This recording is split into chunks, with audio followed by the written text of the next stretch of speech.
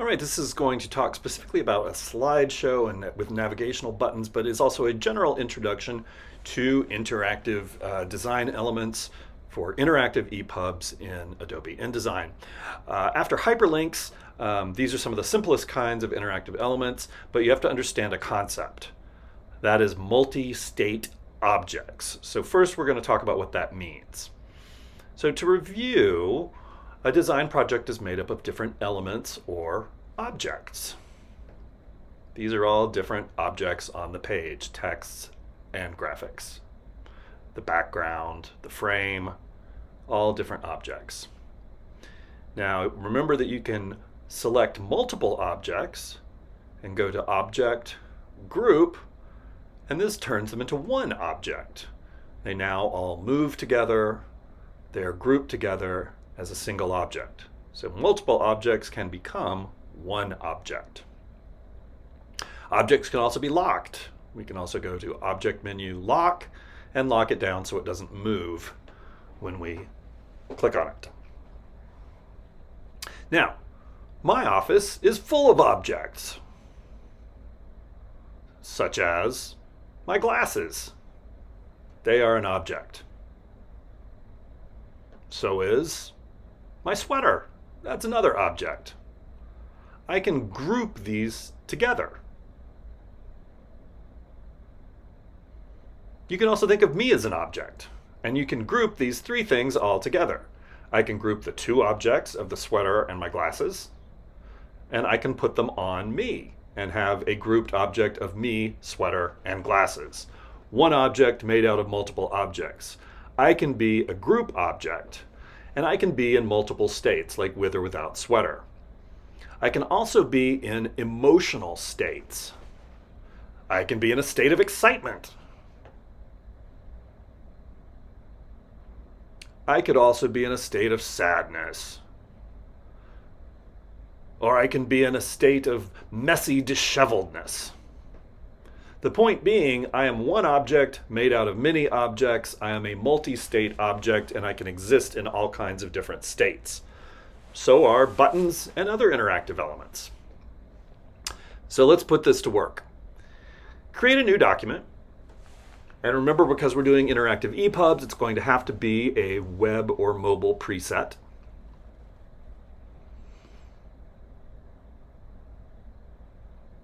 Make any other adjustments you need to make, and open up that document. Now, to make a slideshow, we're going to need 4 images of exactly the same size. So I'm going to create a rectangular image frame and place an image in it. And then I'm going to copy it so that I have 4 identical images, and then I'm going to place the images, different images I want in my slideshow, into each one of these frames. I'll adjust the crop, the alignment and the fit so that I end up with 4 images that I want in a slideshow. It's handy with interactive elements to put them all in their own layer. So I'm going to create a new layer and label it interactive and put these 4 images into my interactive layer. It's just a good practice to keep your interactive elements in one layer, and I think you'll see why in a minute. So I move them all up into my interactive layer. Now they all have a red outline because that's my color for that layer. Going to go back to Window, Interactive, and open up the Object States panel. And we'll want to have that open in order to do what we're going to do next. So you can lock it in at the right there, however you like to organize your panels. Okay, so we got our Object States panel open. Now I'm going to take these images and carefully place them exactly on top of one another so that you can only see the top image, but I know that there are 4 images on top of each other. Now I will click and drag and select all 4 of those images. So see the outline there, we know that's selected. Now I go to that Object States panel and click the plus symbol, which will create a new multi-state object from those images. And you see now in my object states, I've got multi-state 1 is the name. I'm going to rename that slideshow. And then I have little thumbnails underneath of all of the photos that are in my slideshow.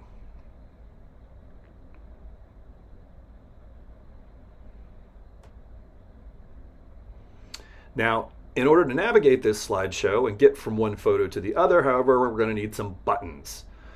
You can import a graphic file for a button. There's lots of different ways you can do them, but I'm going to draw them for review. So I'm going to draw a rectangle shape, give it a green fill, and then I'm going to use the pen tool here, draw a triangle.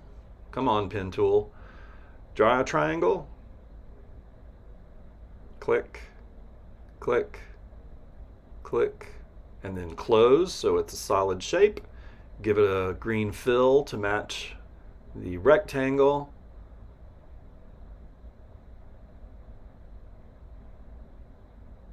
And now I'm going to drag and select them both and group them as one object. Object, group. Now I've got my green arrow. I'm going to need another arrow. So I'm just going to copy and paste my green arrow so that I have a duplicate that looks exactly like it. Paste it there. Okay. With it selected, I'm going to change the fill color because I want my backwards arrow to be red. So now I've changed the fill color on my arrow. Now the only thing I need is for it to point to the left to indicate going back in my slideshow. Let's move it over here and line them up. So I'm going to go to the Object menu, Transform, and select Rotate 180 degrees. Boom. Now I have a forward arrow and a backward arrow. Now I want to select them both. And with them both selected, go to Window, Interactive, Buttons and Forms. I want the Buttons and Forms panel. So there's my Button and Forms panel. Put that over with your other panel, however you like to arrange those. And with the two arrows selected, go to this funny little shape here with the pop-up text that says Convert to Button. And that is going to turn my arrows into buttons. So notice they have a heavier dashed border around them now, and this little gray icon in the lower right-hand corner that matches the thing that I just clicked. Click off the two of them and just select one, my forward button, and go back to Buttons and Forms. Give this button a name. You want to call it something besides just button, because in a large document you might have lots and lots of different buttons. So I'm going to call this forward. And then you select what you want it to do. And I'm going to tell it to go to not the next page, not a URL, not an animation. See, there are all these different options, but I'm going to choose action, go to next state. But you see here, there's a wide variety of options that you can choose from based on the kind of document you're doing. So I've selected my forward arrow and then assigned to it the action, go to next state. There are also things you can adjust for the appearance, how the arrow looks when it rolls over, how it looks when it clicks, but I'm just going to make it the same for all of those. Now I'm selecting my backwards arrow, assigning an action to it, which says go to previous state. And I'm going to name it Go Back or something similar to that. Let's, call it Go Back. Make sure that, see where it says event underneath? Make sure you leave that as on release or tap. And that means it happens when the user taps or clicks or lets go of a click on that item. Now, to see your interactivity at work, you have to open up a panel that is not a panel. Window Interactive EPUB Interactivity Preview. This looks like a panel, but it is actually a tiny little browser window that shows you what your EPUB will look like. And it typically opens up really small, so you're going to have to stretch it open here.